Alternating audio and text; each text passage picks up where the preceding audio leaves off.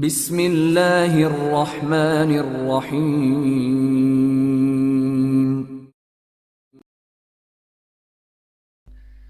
آخری کوٹھی کے اسرار، مصنف اگاتھا کرسٹی، مترجم ایم اشفاق۔ دوسرے دن کے واقعات کا صرف ایک دھندلا سا خاکہ میرے ذہن پر ہے، کیونکہ بدقسمتی سے جب میری نیند ٹوٹی تو مجھ پر بخار کی کیفیت طاری تھی۔ بخار جب شدت اختیار کر چکا اور مجھے اپنے حواس پر قابو نہیں رہا تو اس دن کی ساری باتیں ایک وحشت ناک خواب بن گئیں۔ پائرو نے ایک نرالے مداری کی صورت اختیار کر لی، جو آتا اور اپنی بازیگری دکھا کر چلا جاتا۔ وہ اس روز کے واقعات سے کافی لطف اندوز ہو رہا تھا۔ اس کی نمائشی پریشانی قابل دید تھی۔ میرے لیے یہ کہنا مشکل ہے کہ پچھلی شب اس نے جو لائحہ عمل تجویز کیا تھا، اس کے حصول کے لیے اس نے کون سا راستہ اختیار کیا، مگر میں یہ بتا سکتا ہوں کہ اس نے جو بھی طریقہ کار اختیار کیا اس میں اسے خاطر خواہ کامیابی حاصل ہوئی۔ اس کا کام آسان نہیں تھا۔ اس نے اپنی مطلب براری کے لیے ہوشیاری اور عیاری کی انتہا کر دی۔ اس کا پہلا قدم ڈاکٹر گراہم کو اپنا ہم خیال بنانا تھا۔ ڈاکٹر کو اپنی مٹھی میں لینے کے بعد اس نے میٹرن اور اس کے ماتحت کام کرنے والے عملے کو اپنا شریک کار بنایا۔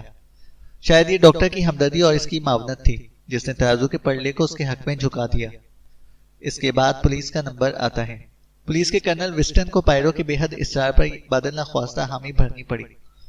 کرنل صاحب نے صاف صاف کہہ دیا کہ پائرو کی سرگرمیوں کے وہ ذمہ دار نہیں ہو سکتے۔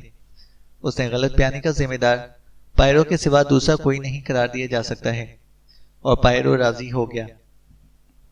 میں سارا دن آرام کرسی پر پڑا اونگتا رہا۔ ہر 2 یا 3 گھنٹے کے بعد پائرو آتا اور اپنی کارروائیوں کی روداد سنا کر چلا جاتا۔ تمہاری علالت میرے لیے رحمت سے کسی طرح نہیں۔ اگر تم صحت مند ہوتے تو جو ناٹک میں کھیل رہا ہوں اس کے تم سب سے کمزور کردار ہوتے۔ میں ابھی پھول والے کے یہاں سے آ رہا ہوں۔ میں نے اسے کنول کے پھولوں کا ایک عظیم الشان گلدستہ بنانے کے لیے کہہ دیا ہے۔ میرے کارڈ پر لکھا رہے گا، ہرکولی پائرو کے دلی رنج و غم کے ساتھ۔ ہاں ہاں، کیا مزیداری ہے، پائرو نے کہا۔ وہ چلا گیا۔ میری ابھی مسز رائس سے بڑی دلخراش گفتگو ہوئی ہے، اس نے دوسری خبر سنائی۔ وہ سیاہ ماتمی لباس میں بڑی جامع زیب نظر آ رہی تھی۔ میں اس سے اظہار ہمدردی کے طور پر رنج و غم کا مرکب بن جاتا ہوں۔ وہ کہتی ہے کہ نک کس قدر زندہ دل تھی۔ اس کے متعلق یہ سوچنا کہ وہ مر چکی ہے ناممکن ہے۔ میں حامی بھرتے ہوئے کہتا ہوں کہ یہ قسمت کی ستم ظریفی ہی ہے کہ ضعیف اور قریب المرگ لوگ زندہ ہیں، اور ان کی جگہ وہ لوگ لقمہ اجل ہو جاتے ہیں جن میں زندگی کوٹ کوٹ کے بھری ہوتی ہے۔ یہ کہہ کر میں غم سے نڈھال ہو کر کراہنے لگتا ہوں۔ پائرو مجھے بتا رہا تھا، تم تو اس سے کافی لطف اندوز ہو رہے ہوگے، میں نے نحیف آواز میں کہا۔ یہ تو میرے ناٹک کا لازمی جز ہے اور اس سے فرار ممکن نہیں۔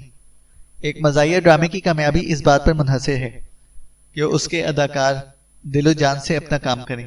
خیر، ان باتوں کو چھوڑو۔ مسز رائس رسمی مزاج پرسی کے بعد مجھے بتاتی ہے کہ تمام رات وہ زہر آلود مٹھائیوں کے بابت سوچتی رہی ہے، مگر اس کے خیال میں مٹھائیوں کا زہر میں ملوث ہونا ناممکن ہے۔ میڈم، میں اس سے کہتا ہوں یہ ناممکن نہیں۔ آپ اگر چاہیں تو ڈاکٹری رپورٹ دیکھ سکتی ہیں۔ اس کے بعد وہ کہتی ہے کہ آپ کہتے ہیں کہ وہ کوکین تھی۔ میرے ہاں کہنے پر بے اختیار اس کی زبان سے نکل جاتا ہے، اف میرے خدا، میں یہ سمجھنے سے قاصر ہوں۔ پائرو نے مجھے بتایا۔ ممکن ہے اس کی باتیں سچ ہوں، میں نے کہا۔ وہ خوب اچھی طرح سے سمجھتی ہے کہ وہ خطرے میں گھری ہوئی ہے۔ میں قبل ہی تم سے کہہ چکا ہوں کہ وہ بڑی چالاک ہے، پائرو بولا، مگر تمہاری باتوں کے باوجود مجھے ایسا لگ رہا ہے جیسے تمہیں اس کے مجرم ہونے کا یقین نہیں، میں نے کہا۔ پائرو کی تیوری پر بل پڑ گئی اور اس کا جوش کچھ کم ہو گیا۔ تمہاری باتیں بڑی معنی خیز ہیں۔ واقعات ہسٹنگز ایک دوسرے سے مطابقت نہیں کرتے۔ اس جرم کے آغاز میں جو بات قابل غور رہی وہ تھی عیاری، مگر موجودہ صورت میں عیاری کی جگہ بھدے پن نے لے لی ہے۔ نہیں پیارے، معاملہ قابل فہم نہیں، پائرو نے کہا اور کرسی پر بیٹھ گیا۔ میری آنکھیں بند ہونے لگی۔ پائرو اپنی دھن میں بکتا رہا۔ اس کی صورت ڈوبتی ابھرتی رہی اور اس کی آواز دھیمی ہوتی چلی گئی۔ دوپہر ڈھل چکی تھی کہ وہ دوبارہ میرے پاس آیا۔ میری حکمت عملی نے تو پھول والوں کے وارے نیارے کر دیے ہیں۔ ہر کوئی بے محابہ پھول والے کی دکان پر دوڑا جا رہا ہے۔ تمہارے مسٹر کرافٹ، واز اور کمانڈر چیلنجر، پائرو نے کہا۔ موخر الذکر نام سے میرے دل میں غم کے تار جھنجھنا اٹھے۔ دیکھو پائرو، تم اس غریب چیلنجر کو تو اپنا ہمراز بنا لو، وہ غریب تو غم سے نڈھال ہو رہا ہوگا۔ اس کو بے خبر رکھنا بڑا ظلم ہے، میں نے کہا۔ اس کے لیے تمہارا دل ہمیشہ پسیجتا ہے، پائرو بولا۔ مجھے وہ پسند ہے، وہ بڑا ہی نیک نفس انسان ہے، کم از کم اس کو تو تم ضروری ساری باتیں بتا دو، میں بولا۔ پائرو نے بصورت انکار سر کو ہلاتے ہوئے کہا، نہیں میرے عزیز، میں اپنے رویے میں کسی کے لیے کوئی تبدیلی نہیں کر سکتا۔ پائرو نے کہا، مگر اس پر تمہیں کوئی شک نہیں، پھر اسے ہمراز بنانے میں کیا مذائقہ ہے، میں نے کہا۔ میں کسی کی خاطر اپنا طریقہ نہیں بدل سکتا، پائرو بولا۔ ذرا اس کی پریشانی کا بھی تو خیال کرو، میں نے کہا۔ میرا تو خیال ہے کہ آخر میں جب اسے معلوم ہوگا کہ اس کی محبوبہ مری نہیں ہے تو اس کی خوشی کا کوئی ٹھکانہ نہیں رہے گا، پائرو نے کہا۔ تم شیطان سے کسی طرح بھی کم نہیں، میں بولا۔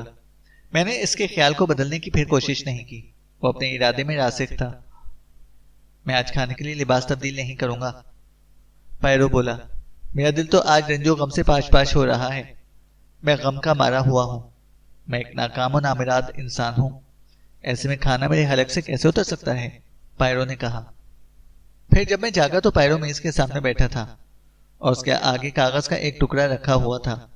یہ وہی کاغذ کا ٹکڑا تھا جس پر پائرو کی وہ الف سے خ تک والی فہرست لکھی ہوئی تھی۔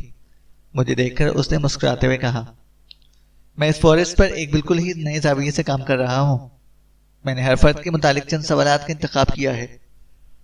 ممکن ہے ان سوالوں کا جرم سے کوئی تعلق نہ ہو، مگر ان کا تعلق ایسی باتوں سے ضرور ہے جن سے میں واقف نہیں اور جن کا جواب میں اپنے دماغ سے دینے کی کوشش کر رہا ہوں، پائرو بولا۔ تو پھر تم کہاں تک پہنچے، میں نے پوچھا۔ میں تو معاملہ ختم کر چکا ہوں، تم سن سکو گے، پائرو بولا۔ ہاں، آج میں بہت اچھا محسوس کر رہا ہوں، میں نے کہا۔ بہت خوب، میں تمہیں پڑھ کر سناتا ہوں، اس میں بعض باتیں تمہیں غیر ضروری معلوم ہوں گی، پائرو نے کہا، اور پھر اس نے گلا صاف کیا۔ الف، ایلن۔ اس کے مکان میں رہنے کا منشا کیا تھا؟ وہ آتش بازی دیکھنے کیوں نہیں گئی؟ مس نک کا بیان اور خود اس کی پریشانی کسی غیر معمولی واقعے کی طرف اشارہ کر رہی ہے۔ کس واقعے کے ہونے کا اس کو خدشہ لگا ہوا تھا؟ کیا اس نے گھر کے اندر خے یا کسی اور کو پناہ دی تھی؟ خفیہ گوشے کے متعلق کیا اس کا بیان صحیح ہے؟ اگر سچ ہے تو کیا وجہ ہے کہ وہ جگہ اسے یاد نہیں؟ مس نک کو کسی خفیہ خانے کی عدم موجودگی کا پختہ یقین ہے۔ اگر خفیہ خانے کا قصہ اس کی دماغی اختراع ہے تو پھر اس کی ضرورت کیوں پیش آئی؟ کیا وہ مائیکل اسٹیون کی خدود پڑ چکی ہے؟ مس نک کی منگنی کی خبر پر اس کا اظہار تعجب حقیقی تھا یا بناوٹی؟ بے، اس کا شوہر، کیا وہ سچ مچ اتنا ہی بے وقوف ہے جتنا کہ وہ ظاہر کرتا ہے؟ کیا وہ ایلن کی معلومات سے واقف ہے؟ کیا وہ پاگل تو نہیں؟ پے، ان کا بچہ، قتل و خون سے اس کی دلچسپی فطری ہے یا یہ غیر صحت مند خصوصیت اسے اپنے والدین سے ورثے میں ملی ہے؟ تے، مسٹر کرافٹ، یہ کون ہے؟ یہ دراصل کس جگہ سے آیا ہے؟ کیا اس نے مس نک کے وصیت نامے کو سچ مچ ڈاک میں ڈال دیا تھا؟ وصیت نامے کو ڈاک میں نہ ڈالنے سے اسے کیا فائدہ پہنچ سکتا ہے؟ ٹے، مسز کرافٹ، یہ میاں بیوی کون ہیں؟ کیا یہ لوگ قانون سے بھاگے ہوئے مجرم ہیں؟ اگر ہیں تو پھر ان کا جرم کیا ہے؟ کیا بکری خاندان سے ان کا تعلق ہے؟ سے، مسز رائس، کیا وہ مس نک اور مائیکل اسٹیون کی خفیہ نسبت سے واقف تھی؟ اس نسبت کا حال اسے مس نک اور اسٹیون کی نجی خطوط پڑھ کر معلوم ہوا۔ اس صورت میں اس کا یہ جاننا کہ نک ہی اسٹیون کی وارث ہے ناممکن نہیں۔ کیا اسے معلوم تھا کہ نک کی موت پر وہی اس کی وارث ہوگی؟ یہ میرے خیال میں غیر اغلب نہیں، مس نک اسے ضرور بتا چکی ہوگی۔ کیا چیلنجر کا یہ کہنا صحیح ہے کہ لازرس مس نک کی طرف مائل تھا؟ وہ دوست کون ہے جس کا ذکر اس کے خط میں تھا اور جو اسے منشیات بھیجا کرتا ہے؟ کیا یہ خے ہو سکتا ہے؟ ٹیلی فون کے متعلق اس کا بیان صحیح ہے، اس کے یہ کہنے کا مطلب کیا تھا؟ دوسرا، ہاں، مگر یہ نہیں۔ اگر وہ بذات خود مجرم نہیں تو پھر وہ کیا راز ہے جو وہ اپنے سینے میں چھپائے ہوئے ہیں؟ تم دیکھ رہے ہوگے، اچانک پائرو نے موضوع سخن بدلتے ہوئے کہا، کہ مسز رائس کے متعلق سوالوں کی کوئی کمی نہیں۔ اول سے آخر تک اس کی ذات ایک معمہ ہے۔ ہو سکتا ہے کہ اصل مجرم وہی ہو، یا پھر وہ جانتی ہے یا وہ سمجھتی ہے کہ جرم کس نے کیا ہے۔ اس کی رائے کیا صحیح ہو سکتی ہے؟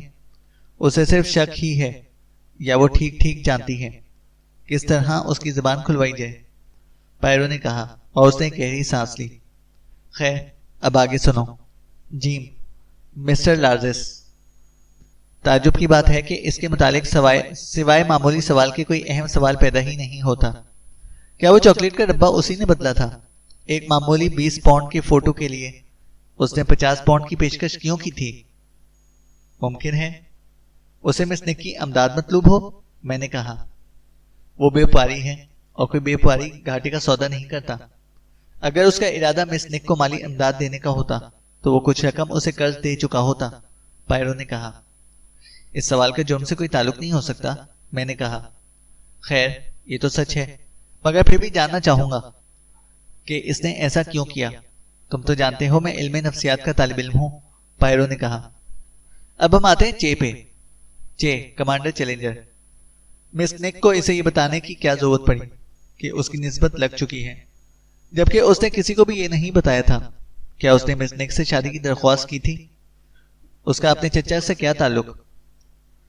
پائرو نے کہا۔ اس کا چچا؟ میں نے پوچھا۔ ہاں، اس کا ڈاکٹر چچا، جس کی چال مشتبہ ہے، پائرو نے کہا۔ ہے مسٹر واز، اسے مس نک کی وصیت ملی یا نہیں؟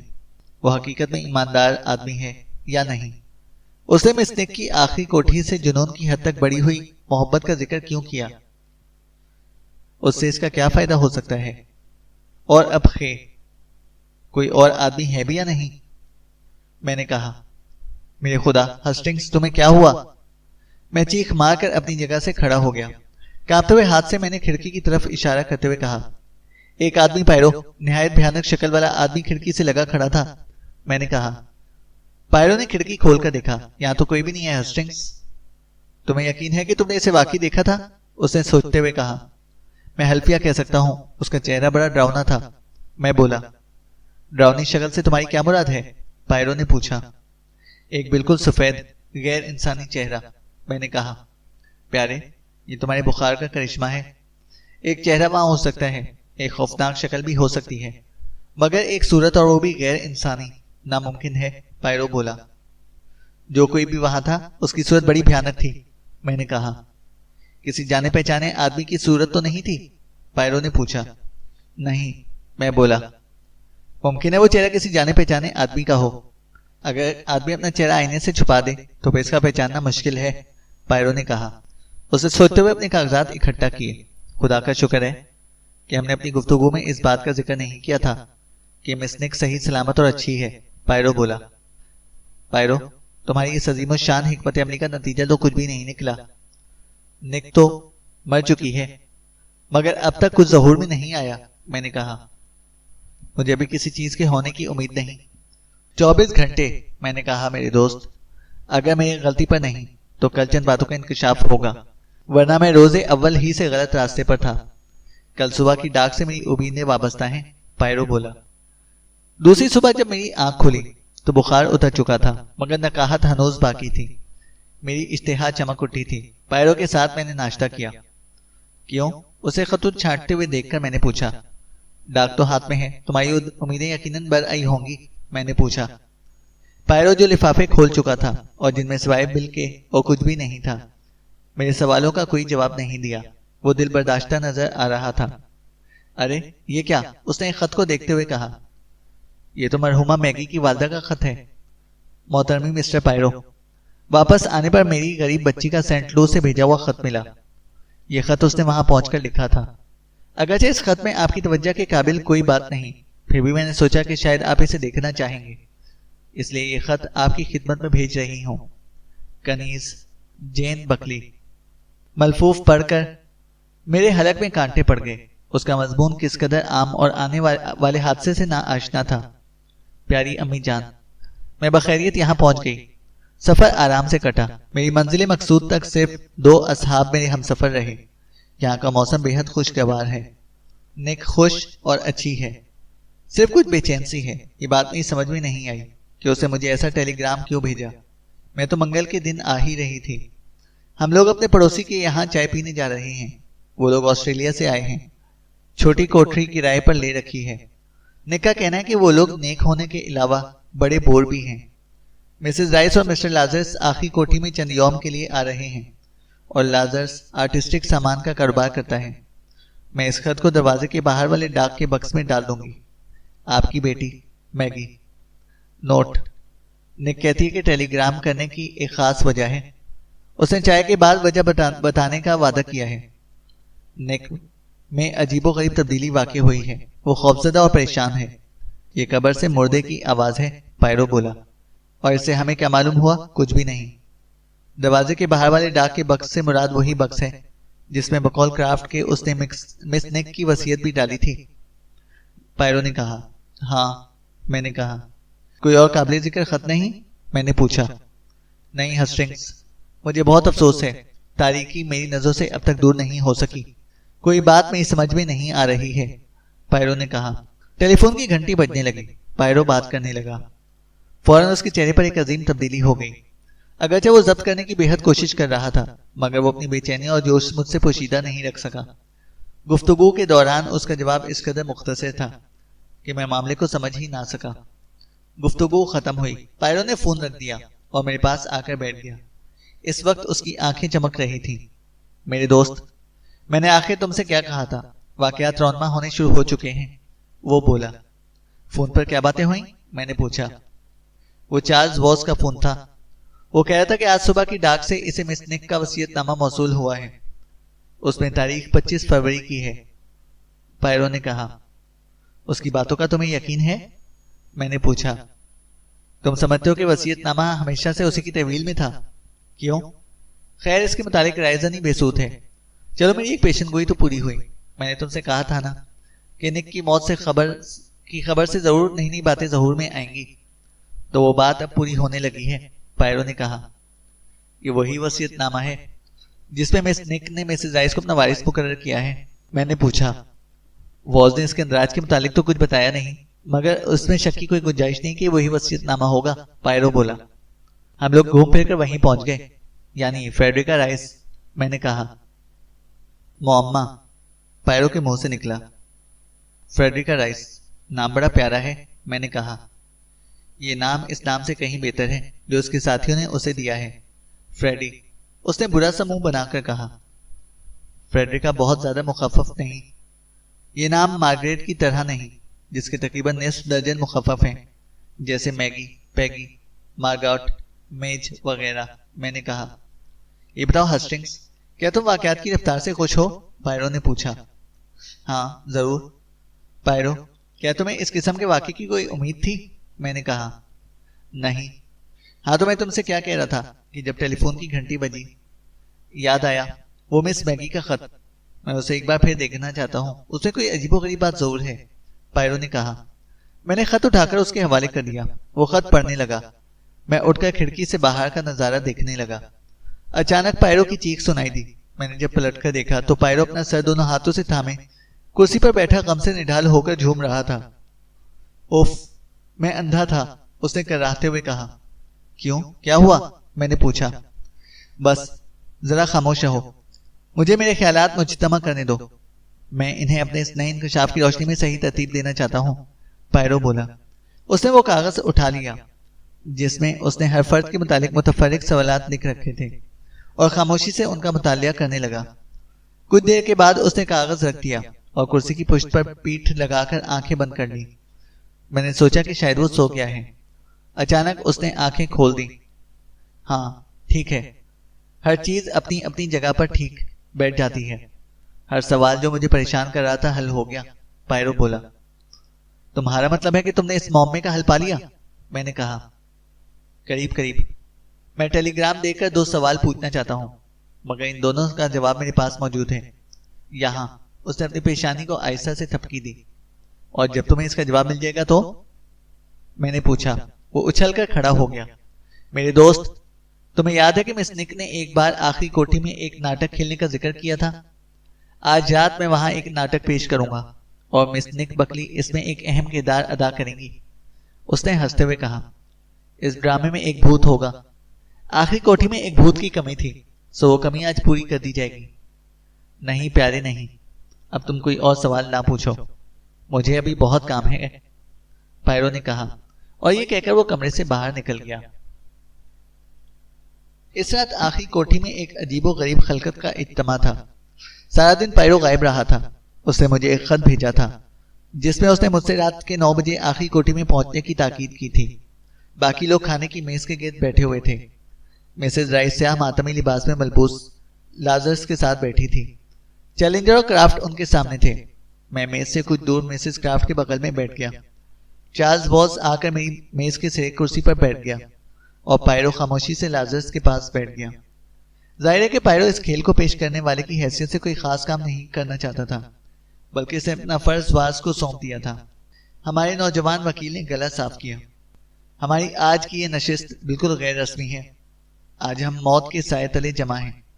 مس نک بکلی کا، جنہیں زہر دے کر ہمیشہ کے لیے ہم سے جدا کر دیا گیا، ڈاکٹری معائنہ ہوگا۔ خیر یہ تو پولیس کا معاملہ ہے، مجھے اس سلسلے میں زیادہ کچھ کہنے کی ضرورت نہیں۔ عام طور پر جب کوئی مر جاتا ہے تو اس کی وصیت تجہیز و تکفین کے بعد لوگوں کو پڑھ کر سنا دی جاتی ہے، مگر میں مسٹر پائرو کے کہنے پر مس نک کا وصیت نامہ اس کو سپرد خاک کرنے سے قبل ہی آپ لوگوں کو سنا دینا چاہتا ہوں، اور یہی وجہ ہے کہ اس وقت آپ لوگ یہاں پر جمع ہیں۔ حالات کچھ ایسے پراسرار ہیں کہ عام روش سے ہٹنا ناگزیر ہو گیا ہے۔ وصیت نامہ عجیب طرح سے مجھے ملا، اگرچہ اس میں تاریخ گزشتہ فروری کی ہے، مگر مجھے آج صبح کی ڈاک سے ملا ہے۔ اس کی تحریر میری مرحومہ بہن کے ہاتھ کی ہے، اس میں کوئی قانونی نقص نہیں۔ یہ کہہ کر واز خاموش ہو گیا اور ایک بار پھر گلا صاف کرنے لگا۔ ہر شخص کی نگاہ اس پر لگی ہوئی تھی۔ اس نے ایک لمبے لفافے سے ایک کاغذ نکالا۔ کاغذ بالکل معمولی تھا، مضمون نہایت مختصر ہے۔ واز بولا۔ کچھ دیر خاموش رہ کر اس نے پڑھنا شروع کیا۔ یہ مگڈالا بکلی کا آخری وصیت نامہ ہے۔ میں اپنے بھائی چارلز واز کو اپنا وصی مقرر کرتی ہوں۔ میں کل اثاثے کا حقدار ملڈرڈ کرافٹ کو بناتی ہوں، کیونکہ اس نے میرے والد فلپ بکلی کی بڑی خدمت کی ہے۔ دستخط مگڈالا بکلی، گواہ ایلن ولسن اور ولیم ولسن۔ مجھ پر تو بجلی گر گئی۔ یہ سچ ہے، میرا ارادہ اس بات کو مشتہر کرنے کا نہیں تھا۔ ایک عرصہ وہ فلپ بکلی آسٹریلیا گئے تھے۔ اگر اس وقت میں وہاں ہوتی، خیر میں اب گڑے مردے اکھاڑنا نہیں چاہتی۔ یہ ایک راز رہا ہے اور راز رہے گا، مگر نک اس راز سے واقف تھی۔ شاید اس کے باپ نے اسے بتایا ہوگا۔ ہم لوگ یہاں صرف آخری کوٹھی دیکھنے آئے تھے، مگر اس پیاری بچی نے ہمیں یہاں رہنے پر مجبور کر دیا۔ اس کا خیال تھا کہ ہم لوگ اس کے ساتھ مل کر رہیں گے، مگر ہم لوگ ہی اس بات پر راضی نہ ہوئے۔ مجبور ہو کر اس نے باہر والی کوٹھی ہمارے حوالے کر دی، اور وہ بھی بغیر کرائے کے۔ اگرچہ ہم لوگ دنیا کو دکھانے کے لیے کرایہ دیتے تھے، مگر وہ پھر بھی ہمیں پیسے واپس کر دیتی تھی، مسز کرافٹ کہہ رہی تھی۔ اس کے یہی احسان ہم پر کیا کم تھے جو اسے مزید احسان کا بوجھ ہم پر ڈال دیا؟ میرے سامنے کوئی نہیں کہہ سکتا کہ اس دنیا سے احسان مندی کا جذبہ ختم ہو چکا ہے۔ میں انہیں یہ مثال دے کر بتاؤں گی کہ ایسے لوگوں کی اب بھی دنیا میں کمی نہیں، مسز کرافٹ کہہ رہی تھی۔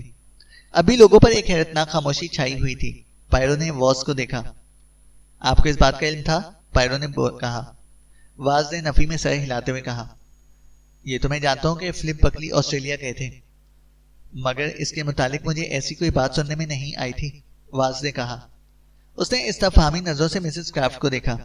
نہیں، آپ مجھ سے ایک لفظ بھی نہیں کہلوا سکتے، یہ راز میرے ساتھ قبر تک جائے گا۔ واز نے کچھ نہیں کہا، وہ بیٹھا پینسل سے میز کو پیٹتا رہا۔ میرا خیال ہے مسٹر واز، پائرو نے آگے جھک کر کہا، کہ مس نک کے قریبی رشتہ دار ہونے کی حیثیت سے آپ اس وصیت کے خلاف کورٹ میں دعویٰ دائر کر سکتے ہیں۔ مجھے پتا چلا ہے کہ اس وقت ایک بھاری رقم داؤ پر ہے، اور یہ حالت اس وقت نہیں تھی جب مس نک نے یہ وصیت لکھی تھی، پائرو نے کہا۔ واز نے سرد مہری سے اسے دیکھا۔ یہ وصیت ہر طرح سے درست ہے، اور میں اپنی بہن کی آخری خواہش کے خلاف کوئی اقدام نہیں کرنا چاہتا، واز نے کہا۔ آپ بڑے ایماندار ہیں، مسز کرافٹ نے پسندیدہ نظروں سے اسے دیکھتے ہوئے کہا۔ میں کوشش کروں گی کہ ہماری وجہ سے آپ کو کوئی نقصان نہ ہو، مسز کرافٹ بولی۔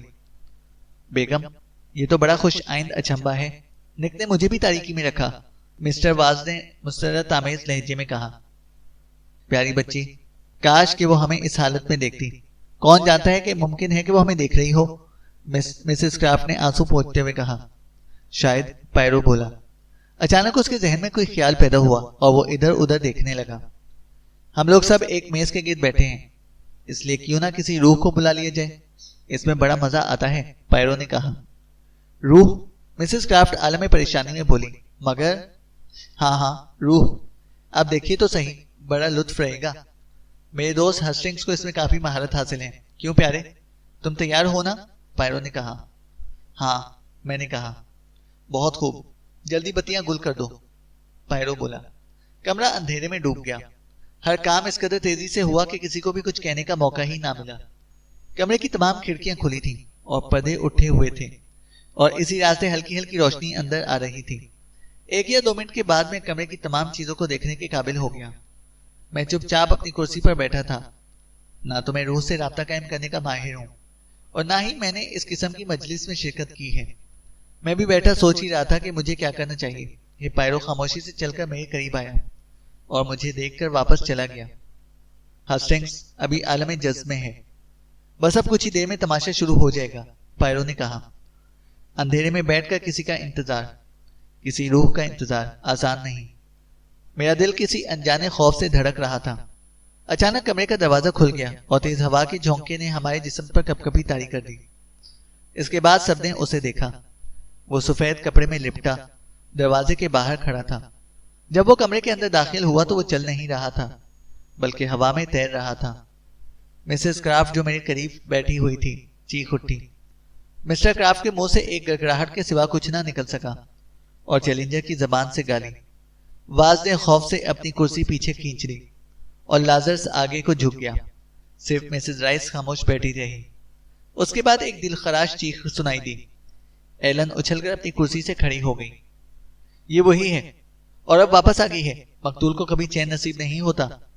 اور پھر ایک کھٹکے کے ساتھ کمرہ منور ہو گیا. پائرو کے چہرے پر فاتحانہ مسکراہٹ کھل رہی تھی. اس کے قریب سفید کپڑوں میں لپٹی مس بکری کھڑی تھی. نک, تم اصلی ہو؟ مسز رائس مہرے خاموشی توڑتے ہوئے بولی. اسے سرگوشی کے لہجے میں کہا. نک ہنس پڑی. ہاں, میں اصلی ہوں. مسز کرافٹ, آپ نے میرے ابا کے لیے جو کچھ کیا, میں اس کے لیے آپ کی مشکور ہوں. مگر مجھے افسوس ہے کہ میری وصیت سے فی الحال آپ کو کوئی فائدہ پہنچنے کی صورت نہیں ہے, نک نے کہا. اوف میرے خدا, مسز کرافٹ اپنی کرسی پر پیچوتاب کھاتے ہوئے بولی. کرافٹ پیارے, مجھے یہاں سے لے کر چلو. نک میری عزیزہ, میں تو صرف مذاق کر رہی تھی. یقین جانو میں مذاق کر رہی تھی, وہ بولی. آپ کا مذاق بڑا عجیب و غریب تھا, نک بولی. دروازہ کھلا اور انسپیکٹر جاپ اندر داخل ہوا. اس نے سر سے پائرو کو اشارہ کیا, جیسے کہہ رہا ہو کہ سب کام ٹھیک ٹھاک ہو گیا ہے. اس کے بعد اس کا چہرہ کھل اٹھا اور وہ مسز کرافٹ کی طرف بڑھا.